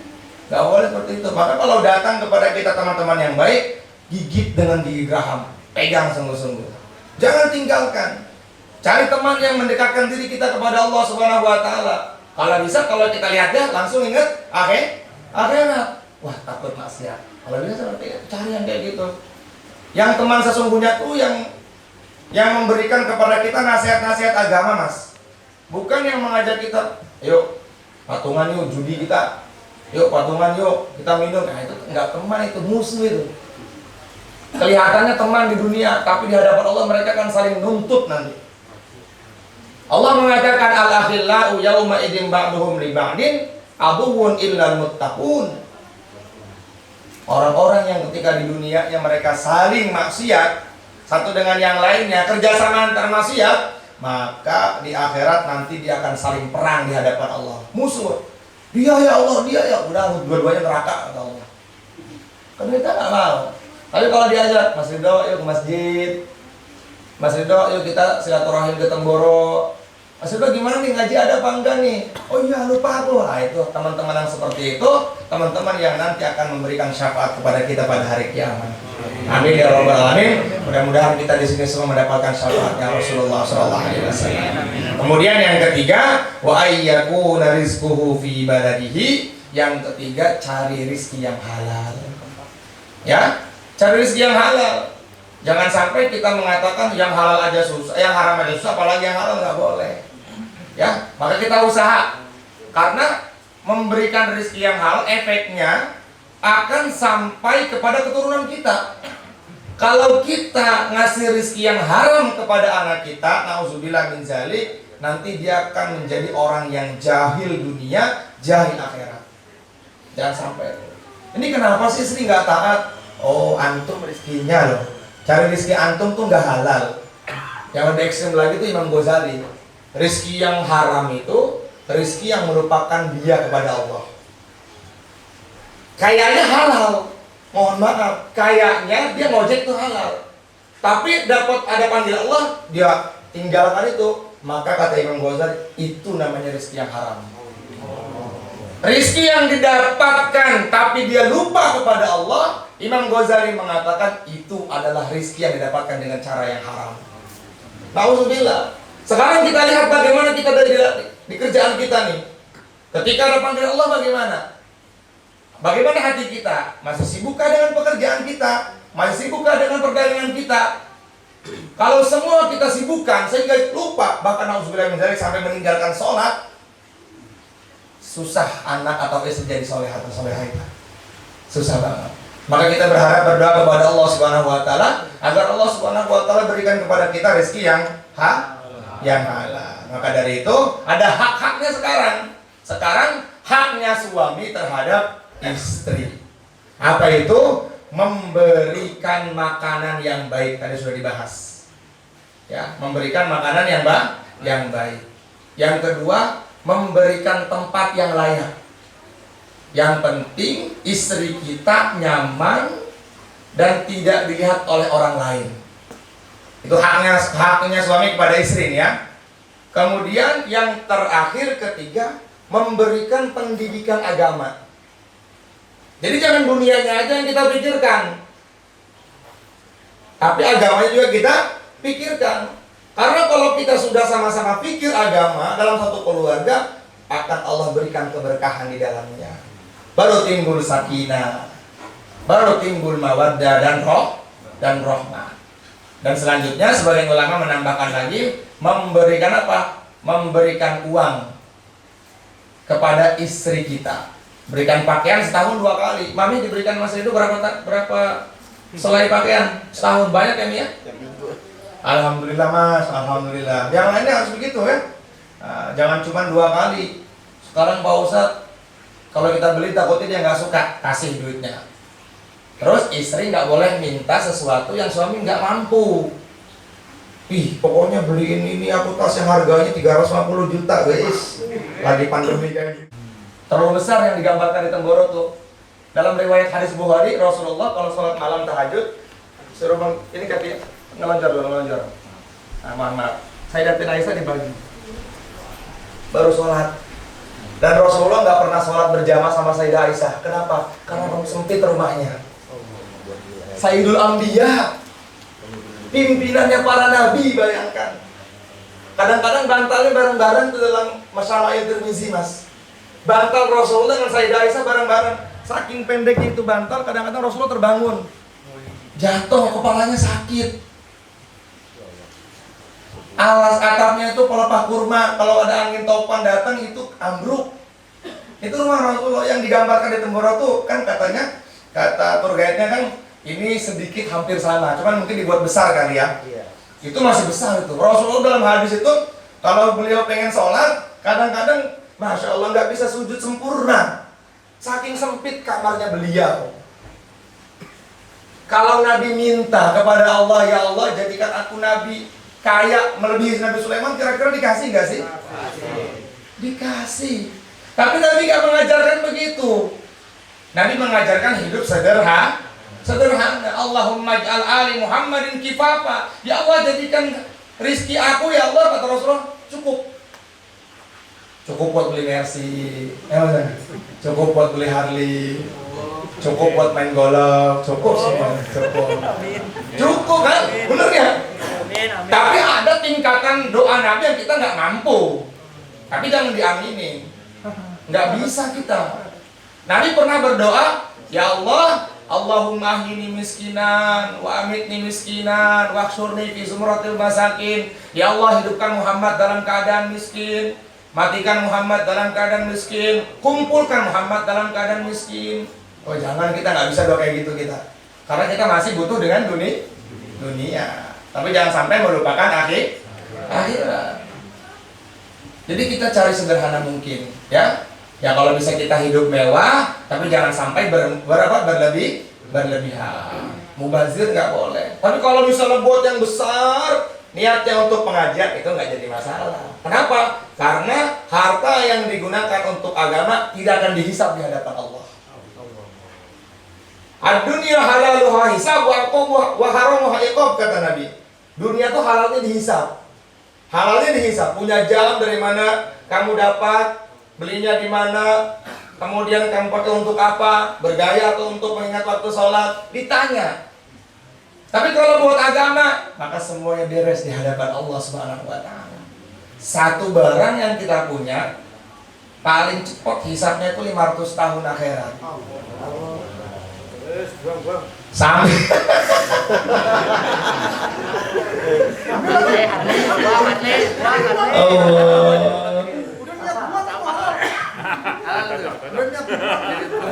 Terus yang terakhir apa tadi? Yang ketiga, berikan pendidikan agama. Karena dengan agama semua masalah akan selesai. Siapa yang menjadikan agama sebagai tujuan dalam rumah tangganya, maka Allah akan berikan sakinah kepadanya. Kemudian ditambahkan, kalau seandainya kita lagi marahan, jangan sampai kita memisahkan diri. Maksudnya kita pergi ke rumah orang tua kita ditinggalin, nggak boleh itu. Ya, hunna libasul lakum wa antum libasul lahun. Wanita tuh butuh sama sandaran kita. Ini masa lagi ribut keluar aja dari rumah. Ya. Kalau udah puncak banget Nabi mengajarkan duduk. Kalau nggak bisa duduk, pertama wudhu. Kalau nggak bisa wudhu, masih marah lagi, duduk. Kalau nggak bisa duduk, tidur miring. Kalau nggak baru keluar. Tapi keluarnya jangan kemana? Nggak tahu tempat-tempat kayak gitu, jadi bingung.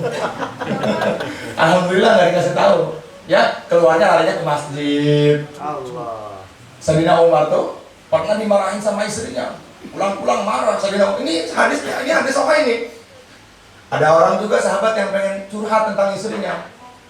Nih buat kita laki-laki. Laki-laki kalau istrinya marah udah diemin aja. Jangan setiap ngomong kita balas, makin jadi. Udah biar kayak radio aja ngomong. Ya. Maaf ya, ibu maaf ya. Jangan tambah marah. Nah, biarin aja. Ini cerita dalam Hayatus Sahabat. Sayyidina Umar dimarahin sama istrinya. Maka kata Sayyidina Umar, ketika kamu di hadapan istri kamu, jadilah kamu seperti anak kecil. Jadilah seperti anak kan? Jangan jadi seperti raja. Karena wanita sifatnya dia susah mengalah. Ya, jadi seperti anak kan? Anak kecil. Marah, ada sahabat yang datang. Tiba-tiba ketahuan sama Sayyidina Umar, dia pergi lagi. Dipanggil, ya pulang, kenapa ente pergi lagi? Saya ke rumah antum pengen curhat tentang istri, tapi antum juga dimarahin sama istri. Rasulullah SAW pernah dicuekin sama Sayyidatina Aisyah, coba. Sehingga Rasulullah panggil mertuanya. Siapa? Sayyidina Abu Bakar. Agar supaya mendamaikan. Rasulullah dicuekin. Makanya kata Gus Bahar tuh Masya Allah, yang paling hebat tuh wanita udah pernah nyuekin Nabi. Wanita tuh pernah nyuekin Rasulullah 2 hari.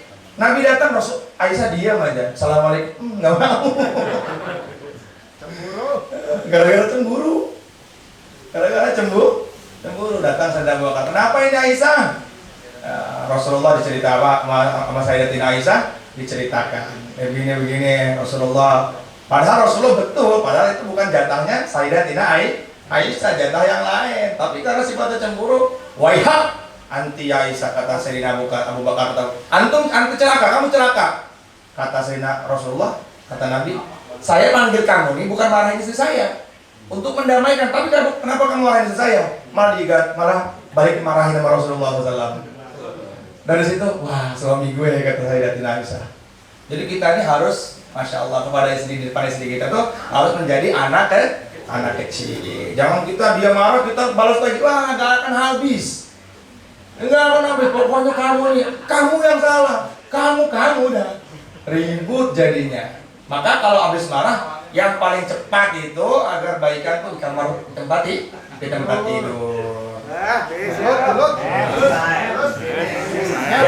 Terus beliau mengatakan, ala wa inna lakum ala nisaikum haqqo. Nah, ketika marah, jangan sampai kita memisahkan diri dari rumah. Kalau mau kita pindah aja kamar. Tidur sama siapa? Sama anak ya. Jangan sama pembantu ya.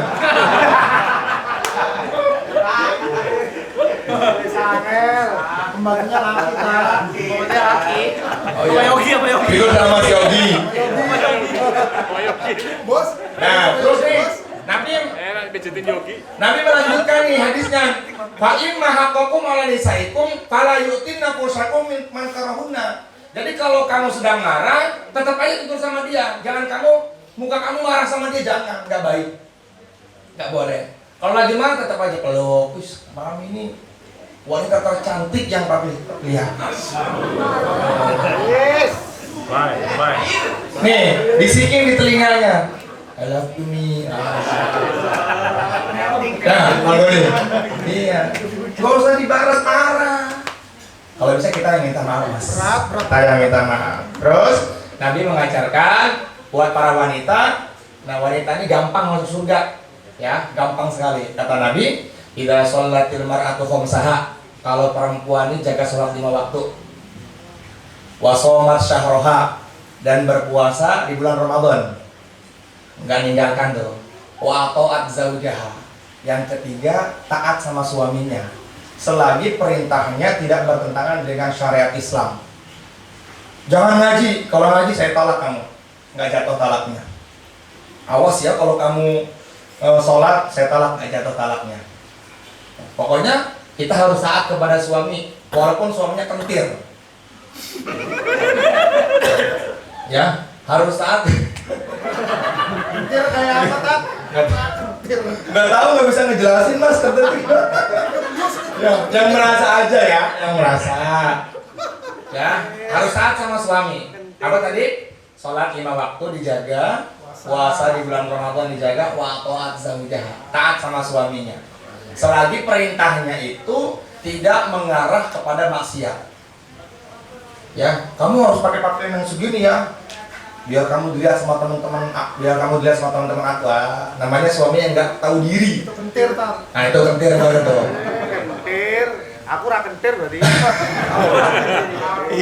Kilalah, maka akan dikatakan kepada wanita tersebut, udkhulil jannata min ayyi abwabil jannati sya'at. Hei, wanita yang baik, kata Allah, masuklah surga dari pintu mana saja yang kamu kenal. Jadi syarat mutlaknya sekarang setelah menggabungkan rukun Islam, maka yang ketiga taat sama suami. Insya Allah ya.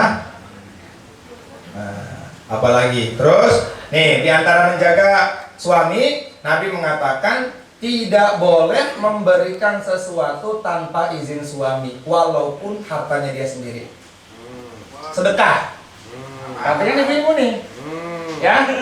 Hadisnya nih. Qala Nabi sallallahu alaihi wasallam, la yahillu lahu an tuqimaman min baitihi illa biiznihi.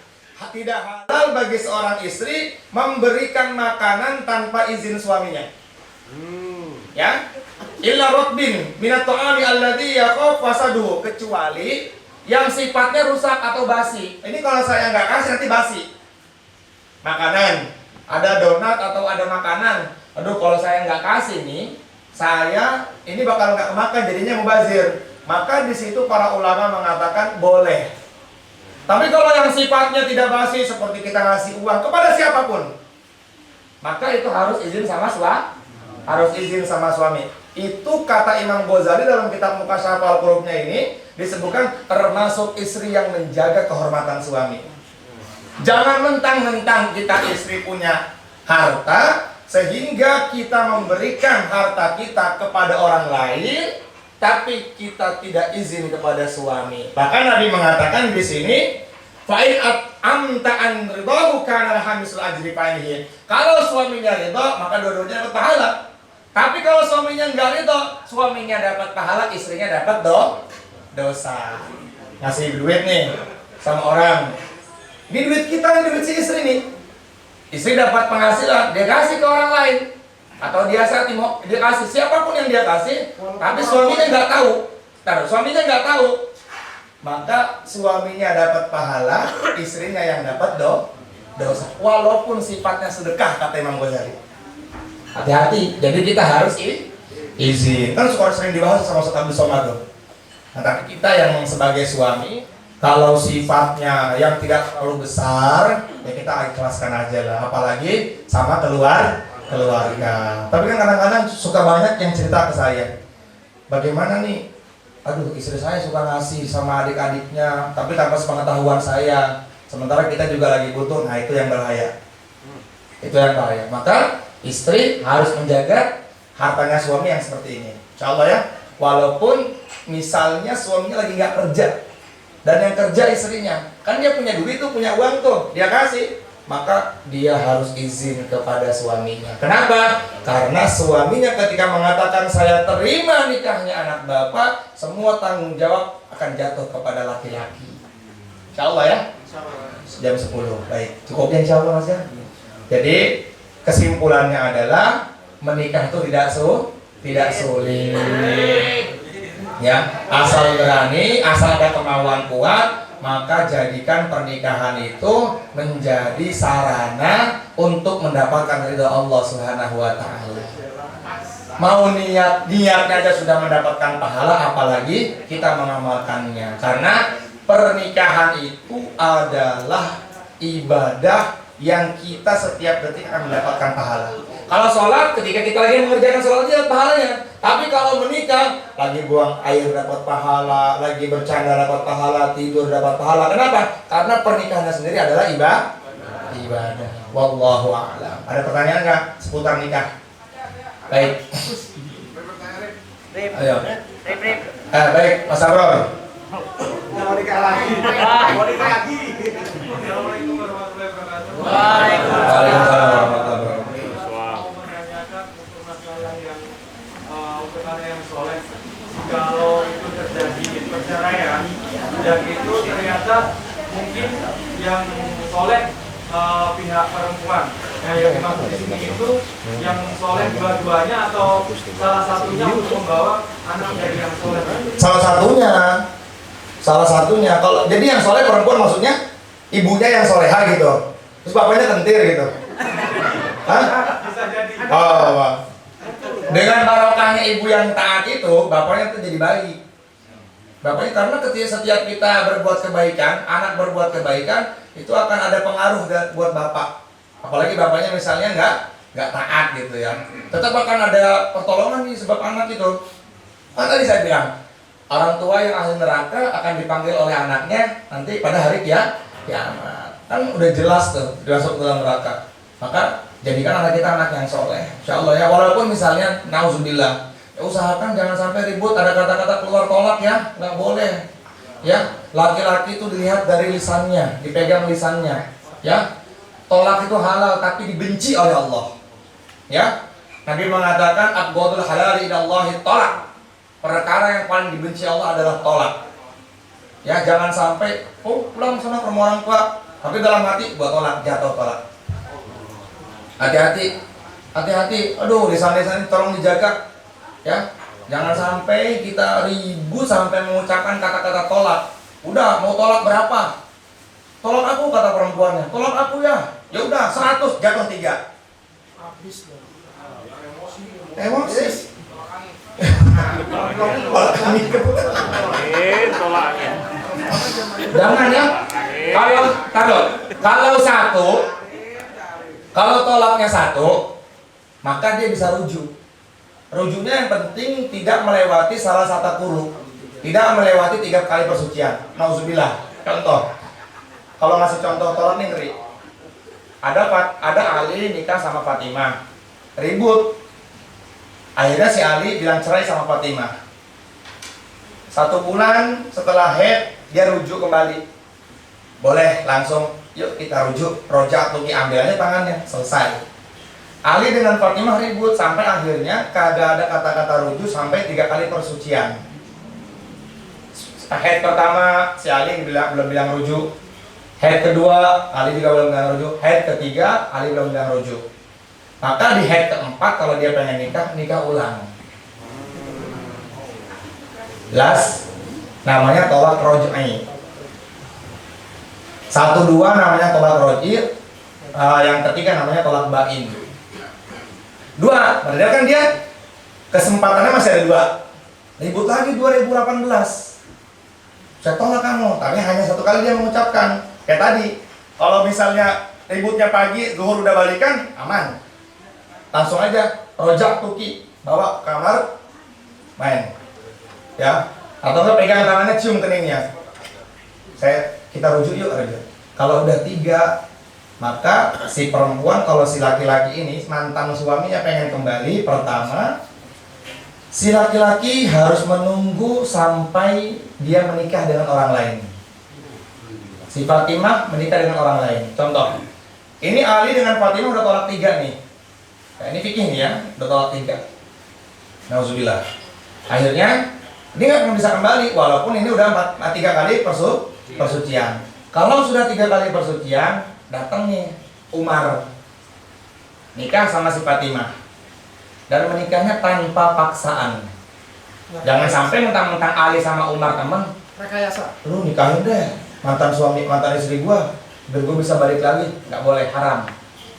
Datang nih si Umar nikah sama si Fatimah sampai dia dicerai.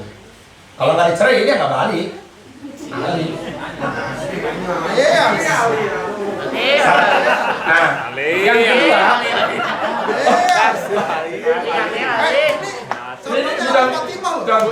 contoh. Nah, terus nauzubillah, akhirnya si Umar cerai juga sama si Fatimah. Maka untuk ini bisa nikah dengan kembali, si Ali menikah dengan si Fatimah ini, nunggu masa iddah 4 bulan 10 hari. Dan ini harus sudah disetubuh, harus sudah dijima. Kalau belum dijima, maka ini harus nggak bisa dinikahin sama mantan suaminya.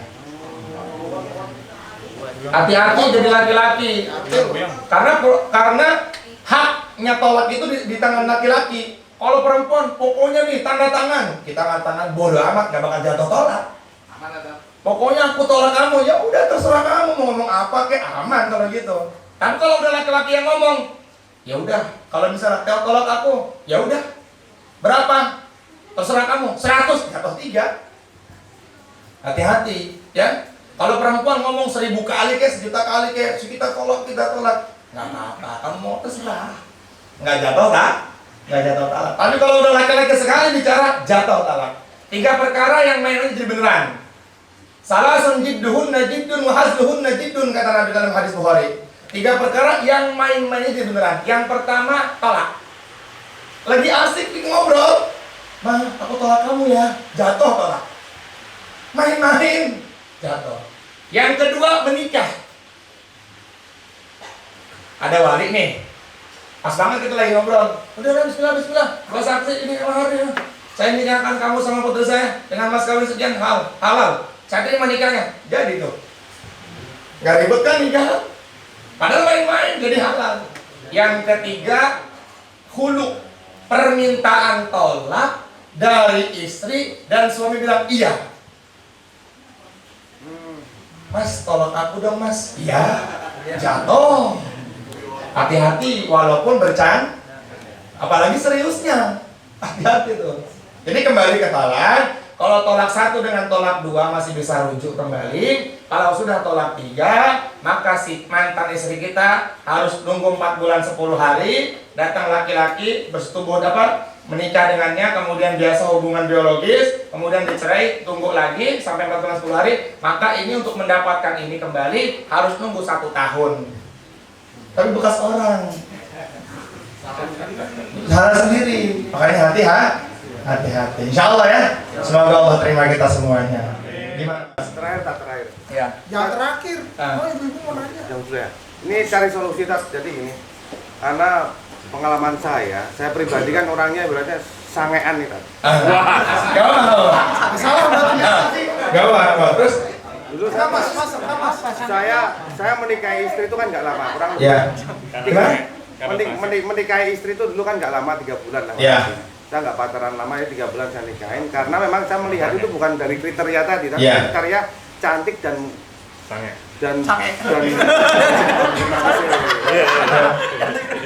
apa jadinya memang dia cantik Ya. dari fisiknya dan badannya. Ya. Akhirnya saya nikahin dengan apa adanya. Mm-mm. Akhirnya saya nikah. Tadi kan katanya saya memang nggak lihat dari bapaknya siapa, Ya. keluarganya siapa. Yang penting saya nikah, saya terhindar dari zina pada waktu itu. Ya, Masya Allah. Ya, saya nikahin istri saya. Alhamdulillah istri nurut ini. Ya. Sekarang solusinya, ketika kita nikahi, naudzubillah min daliknya, istri itu ternyata nggak nurut, nggak soleh.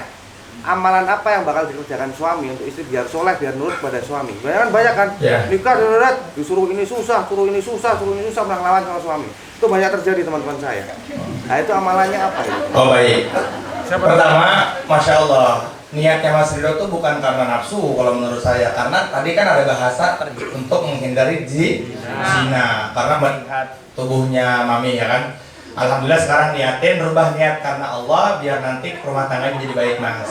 Nah, terus wali yang paling ada cara cepat mendapat untuk diangkat jadi wali itu kata para ulama, yaitu kita sabar terhadap istri kita yang tidak baik. Ya pertama, ya sambil kita mendoakan. Doakannya bagaimana? Kalau kata para ulama, yaitu ambil hadis yang inna anzalna itu. Ya inna anzalna fi lailatul qadar itu setiap mau tidur atau setiap mau bersetubuh itu baca itu dulu. Setiap mau tidur, mau bersetubuh baca itu inna anzalna fi sampai akhir itu. Dan memang taat atau tidak taat itu hidayah sih Mas ya. Jadi hidayah itu betul-betul hak Allah. Jadi kita tuh nggak bisa ngapa-ngapain. Yang penting kita tuh doa. Kalau hidayah tuh ada di pembicaraan yang paling sempurna, orang yang pertama kali mendapat hidayah pasti Abu Jahal. Karena hari-hari Rasulullah datangnya kepada Abu Jahal daripada yang lain. Tapi Abu Jahal nggak dapat hidayah. Yang dapat hidayah malah Umar bin Khattab yang kembali lagi kepada hidayah. Nah sekarang kalau seandainya kita punya istri yang nauzubillah ya, mudah-mudahan ibu-ibu di sini nggak ada, yang kriterianya sampai nggak taat seperti itu, pertama ya sabar, jangan sampai langsung bilang talak, nggak boleh. Tapi kalau udah sampai puncak dia nggak taat, nauzubillah misalnya dia durhaka kepada orang tua kita, maka itu kata para ulama boleh kita ceraikan. Contohnya siapa? Istrinya Nabi Ismail datang, nggak ada sambutan baik kepada Nabi Ibrahim. Ditanya, kamu siapa? Nggak. Terus bilang sama suami kamu, suruh ganti pintu. Nah, ganti pintu. Nabi Ismail paham namanya wali, namanya Nabi. Jadi nggak baik seperti itu. Karena gini, ibu-ibu, perempuan, istri, jangan sampai melarang laki-laki untuk sungkem sama orang tuanya. Karena kita nih punya orang tua kita, tapi istri milik kita. Ya, jangan sampai kita mengatakan kamu nih ke rumah orang tua melulu. Gak boleh seperti itu. Kalau dia mau ke rumah orang tua, kalau misalnya suami mau ke rumah orang tuanya, dukung, aku ikut ya. Kenapa? Karena doanya orang tua, ya doanya mertua dari wanita itu, Masya Allah itu makbul indallah. Itu lebih dikabul oleh Allah Subhanahu wa taala. Begitupun kita kepada istri. Ya, kalau dia aja berani memberikan izin kepada kita, masa kita nggak ngasih izin sama dia sih? Seperti itu. Tapi kalau seandainya cowok banget aku mau ke rumah orang tua, ya jangan, ini udah malam, besok aja sama saya. Dia maksa, itu yang nggak betul berarti. Ya, kalau istri secapek apapun dia, kalau udah urusan suaminya, maka dia harus taat. Ya kembali lagi kepada hidayah mas, amalannya ya udah dekatkan diri kita kepada Allah Subhanahu wa taala, baca inna anzalna. Nabi mengatakan barang siapa yang membaca inna anzalna kepada anaknya, ditiupkan di ubun-ubunnya, maka anaknya tidak akan dimasuki syaitan sampai hari kiamat. Tidak akan berzina sampai hari kiamat. Sehingga para ulama mengkiaskan. Saya punya kitab namanya Fadilatul Hirzi. Di situ disebutkan keutamaan al-qadar. Ulama tuh saking takzimnya kepada sabdanya Nabi tentang inna anzalna, sehingga beliau tuh kalau mau merendam bajunya baca inna anzalna.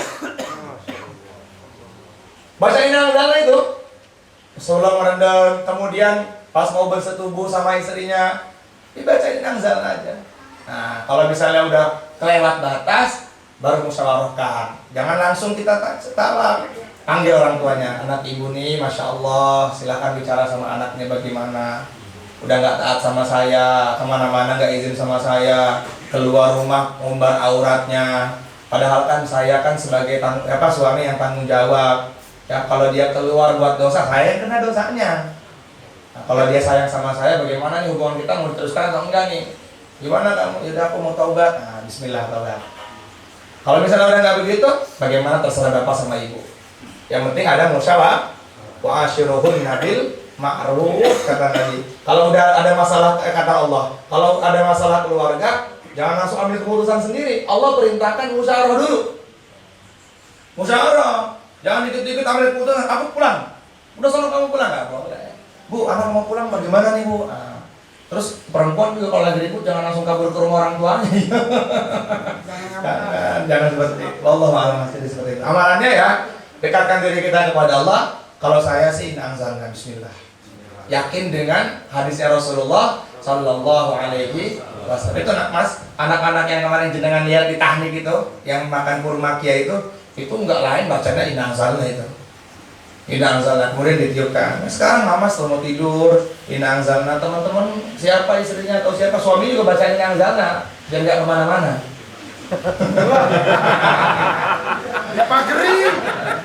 Pagerin biar jangan dosa. Salah ya. Gimana? Mbak Ikan mau nanya apa tadi?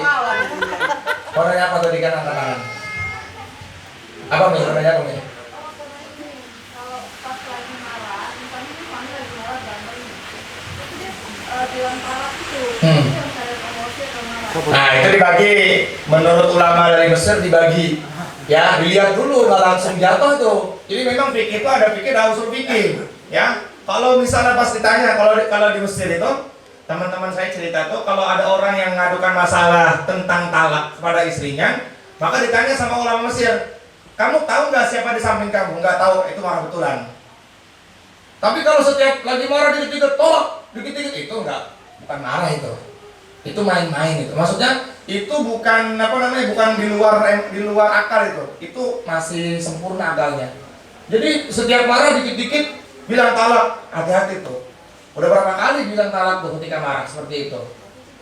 Jatuh banget itu. Kalau setiap marah dia bilang talak, marah pagi bilang talak, malam bilang talak, besok talak begitu terus, jatuh talak tuh. Dihitung aja udah 4, berarti udah 3. Habis sudah. Ini cuma 3 ya. Saya dari Ustadz mungkin tentang ta'aruf 1 itu baru 2 yang Ustadz katakan, sedangkan ada 3. Aduh. Tangan dan nikah 1 belum. Mungkin buat yang belum nikah Ustadz, bukan buat saya. Yang paling penting pertanyaannya adalah bagaimana hukumnya? Mungkin ada sahabat-sahabat kita yang udah terlanjur emosi baru dengar kajian ini, tiba-tiba talak. Itu kan hal yang biasa. Saya pun sering dapat curhatan. Oh gitu. Kalau dia marah, saya juga sepakat apa yang kata Ustadz, lihat dari hukum ini. Sedangkan bagaimana mungkin ada teman-teman nih Kak, yang udah telanjur kalau ribut sama suami istri, kadang nih mulut istri juga nih Kak yang memancing.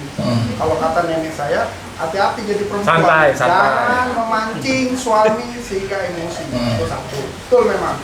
Jadi karena desakan istri, akhirnya ceraikan saya. Ya udah mau ceraiin. Dan itu sering terjadi dalam setiap harinya karena emosi belum selesai. Nah, jika itu sudah terjadi, kalau secara hukum itu udah tahu. Sedangkan malamnya hubungan lagi, baik lagi atau besoknya, kan biasa tuh suami istri. Nah itu gimana ketika ini?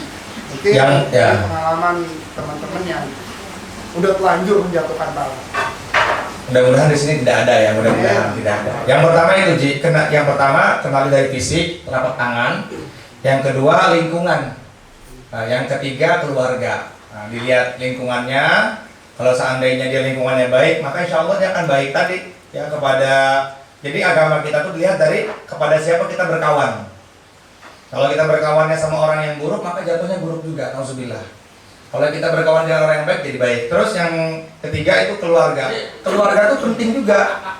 Karena didikan keluarga itu sangat Masya Allah. Kalau keluarganya nggak baik semua nanti jadinya. Ya, terus alhamdulillah nikah sama yang puncak yang sekarang ini. Nah, terus yang tadi masalah talak. Teman-teman yang dulu Masya Allah. Makanya penting nikah itu harus paham ya. Nah, sekarang saya mau tanya. Dari sebelum nikah kita tahu nggak sih kalau bilang talak itu walaupun bilang talak itu nggak boleh? Tahu. Ada di sini yang nggak tahu baru tahu beberapa ngaji yang lalu atau gimana? Ada, tapi tahu semua ya. Nah, karena kita masuknya kepada konsep ya saja ya Ji.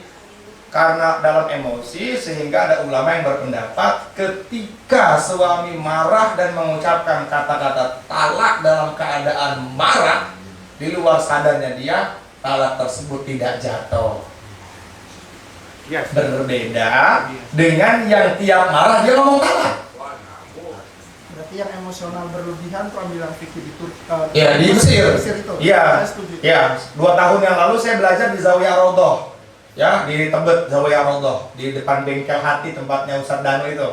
Saya belajar sama ulama dari Mekki, masalah ulama dari Mesir fikih. Dibahas tuh tentang talak itu. Oh, jadi ditanya, saya harus talak istri saya, misalnya saya marah tadi, ada kata-kata yang sampai memisahkan saya dengan istri. Ditanya, kamu tahu nggak siapa samping kamu? Kamu tahu nggak apa yang kamu ucapin ketika marah? Oh, saya nggak tahu. Nah, berarti itu nggak jatuh. Tapi ketika dia rentetin, di samping saya ada istri saya, ada anak saya, ada segala macam, jatuh talak tuh. Atau dia begini lagi marah. Nauzubillah, lagi marah nih, datang si Umar ke si Ali. Gua lagi marah sama istri gua.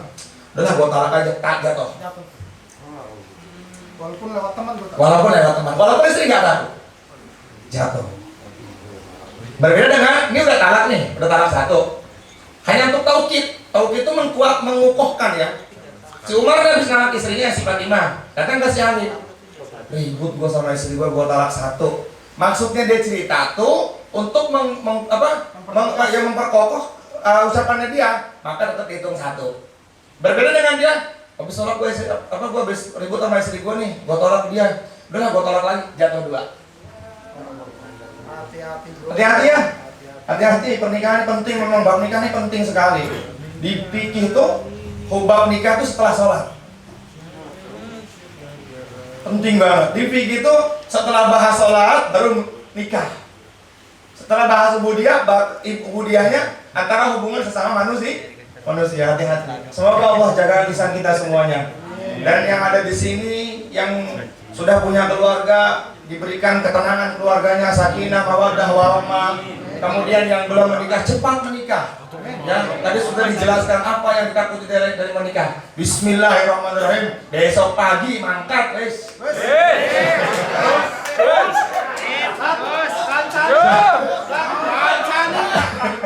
Udah ya, coba Mas ya. Ada hati ini ya, wa ala kulli niyatin shalihah wa ila Amin. Mas Ringo, mudah-mudahan berkah hidupnya yang paling sakinah mawaddah. Besok jadi safar ke Padang. Nah, mudah-mudahan dalam perjalanan juga mendapatkan ridhonya Allah Subhanahu wa taala karena safarnya ingin nengok orang tua yang di sana, keluarga yang di sana. Nabi mengatakan siapa orang yang safar ingin nengok keluarganya dalam perjalanannya diampuni dosa-dosanya. Dari kita semuanya yang sakit juga segera disehatkan, yang punya masalah segera diselesaikan. Seandainya di antara kita yang ada yang menikah lama belum punya keturunan juga segera diberikan oleh Allah Subhanahu wa taala. Semuanya pokoknya tanpa terkecuali semua diselesaikan oleh Allah Subhanahu wa taala. Al-Fatihah. Bismillahirrahmanirrahim. Alhamdulillahirabbil alamin arrahmanir rahim maliki yaumiddin. Iyyaka na'budu wa iyyaka nasta'in ihdinas siratal mustaqim siratal ladzina an'amta 'alaihim ghairil maghdubi 'alaihim waladdallin amin. Allahumma shalli wa sallim wa barik ala sayyidina Muhammad wa ala ali sayyidina Muhammad fil alamin innaka Hamidum Majid. Ya Hayyu ya Qayyum ya Hannan ya Mannan ya Dzal Jalali wal Ikram. Ya Kafi ya Ghani ya Fattah ya Razzaq ya Hayyu ya Qayyum bi rahmatika nastaghis aslih lana syu'unana kullaha wa la takilna ila anfusina tarfata ayun innaka in takilna ila dha'fin wa khati'atin wa dhanbin wa halakin ya arhamar rahimin. Ya Allah ya Allah ya Allah awfawidu amri ala awfawidu amri ila Allah innallaha basirun bil ibad. Ya Allah ya Allah ya Allah unsurna fa innaka khairun nasirin. Ya Allah ya Allah ya Allah waftah lana fa innaka khairul fatihin. Ya Allah ya Allah ya Allah ighfir lana fa innaka khairul ghafirin. Allahumma ij'al lana min ahli la ilaha illallah. Ya Allah jadikanlah keluarga kami menjadi keluarga yang sakinah mawaddah warahmah, yang diberkahi oleh Engkau ya Allah, diberkahi sebagaimana berkahnya keluarganya Sayyidina Rasulullah sallallahu alaihi wasallam. Ya Allah berikan kepada kami keturunan yang soleh, menjadi ahli la ilaha illallah, menjadi ahli Muhammadur Rasulullah sallallahu alaihi wasallam. Ya Allah jadikanlah keluarga kami ya Allah keberkahan ya Allah, berikanlah keberkahan kepada keluarga kami ya Allah, berikanlah rahmat kepada keluarga kami ya Allah, ampunilah keluarga kami ya Allah, ampuni dosa kedua orang tua kami ya Allah, ya Allah ampuni dosa kami ya Allah, dosa istri kami ya Allah, dosa mertua kami ya Allah, karena mereka juga orang tua kami ya Allah, sayangi mereka ya Allah. Seandainya di antara kami ada orang tua yang sudah tidak ada, yang lapangkan kuburannya ya Allah, sinari kuburannya ya Allah, berkahi ya Allah, rahmati mereka ya Allah. Ya Allah ringankan hisabnya yang nanti ya Allah, berikan kepada mereka ya Allah nikmat kubur ya Allah, jangan kau berikan kepada mereka azab kubur ya Allah. Ya Allah jadikanlah majlis ini ya Allah majlis yang barokah ya Allah. Allahumma ja'al istima'ana hadza fi hadzal majlis ngaji pulau istima'an mubarakah wa tabarrukana ba'dahu tabarrukan marhumah ma'sumah ya Allah. Satukan hati kami di masjid di majlis ini ya Allah. Ya Allah jangan kau cerai-beraikan kami ya Allah karena maksiat yang kami lakukan ya Allah. Satukan hati kami ya Allah, jaga hati kami semua ya Allah. Ya Allah sayangi kami ya Allah sebagaimana kau menyayangi para sahabat. Ya Allah tolong kami sebagaimana kau tolong para sahabat. Ya Allah lindungi kami sebagaimana kau lindungi para sahabat. Ya Allah jadikan keluarga kami sebagaimana keluarganya para sahabat. Ya Allah jadikan keturunan kami sebagaimana keturunannya para sahabat. Ya Allah jadikan rumah ini ya Allah sebagaimana rumahnya Sayyidina Ali ya Allah. Ya Allah jadikan tempat ini ya Allah sebagaimana tempatnya Sayyidina Ali ya Allah. Muncul kebaikan-kebaikan ya Allah sampai hari kiamat ya Allah. Rabbana zalamna anfusana wa illam taghfir lana wa tarhamna lanakunanna minal khasirin. Rabbana atina fid dunya hasanatan wa fil akhirati hasanatan wa qina adzabannar. Wa sallallahu alaihi wasallam Muhammad walhamdulillahi rabbil alamin. Subhanallah bihamdihi subhanakallahumma wa bihamdika asyhadu an la ilaha illa anta. Assalamualaikum warahmatullahi wabarakatuh.